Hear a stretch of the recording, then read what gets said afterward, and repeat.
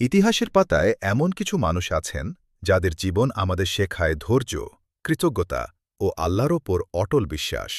আজ আমরা জানব এমনই এক মহান নবীর কাহিনী, ধৈর্যের প্রতীক, আল্লাহর প্রিয় বান্দা, নবী আইয়ুব আলাইহিসসালাম। নবী আইয়ুব ছিলেন একজন ধনী, সম্মানিত ও নেককার মানুষ। আল্লাহ তাকে দান করেছিলেন বিপুল সম্পদ, সুস্থ দেহ, সুখী পরিবার এবং মানুষের ভালোবাসা। তবুও তিনি কখনো অহংকার করেননি, বরং প্রতিনিয়ত আল্লাহর শুকরিয়া আদায় করতেন। কিন্তু আল্লাহ তার প্রিয় বান্দাকে পরীক্ষা করতে চাইলেন। একসময় একে একে নবী আইয়ুবের সম্পদ নষ্ট হয়ে গেল, পরিবারের সদস্যরা ইন্তেকাল করলেন, এমনকি তিনি মারাত্মক রোগে আক্রান্ত হলেন। এত দুঃখ ও কষ্টের পরেও তিনি আল্লাহর প্রতি অভিযোগ করেননি। তার জিহ্বায় ছিল না কোনো অনুযোগ, বরং ছিল অটল বিশ্বাস আর সীমাহীন ধৈর্য। রব্বি, আমাকে কষ্ট স্পর্শ করেছে, আর আপনি তো পরম দয়ালু। সূরা আল আম্বিয়া।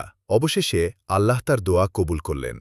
তাকে আবার সুস্থতা দান করলেন, দ্বিগুণ সম্পদ ও পরিবার ফিরিয়ে দিলেন। এভাবেই আল্লাহ প্রমাণ করলেন, ধৈর্যশীলদের প্রতিদান কখনও নষ্ট হয় না। নবী আইয়ুব আমাদের শেখান, জীবনে যত বড় বিপদই আসুক, আল্লাহর ওপর ভরসা হারানো যাবে না। ধৈর্যই হল ঈমানের শক্ত ভিত্তি। আসুন আমরা নবী আইয়ুবের জীবন থেকে শিক্ষা নিয়ে ধৈর্য, কৃতজ্ঞতা ও বিশ্বাস নিয়ে এগিয়ে চলি। কারণ কষ্টের পরেই আসে আল্লাহর রহমত।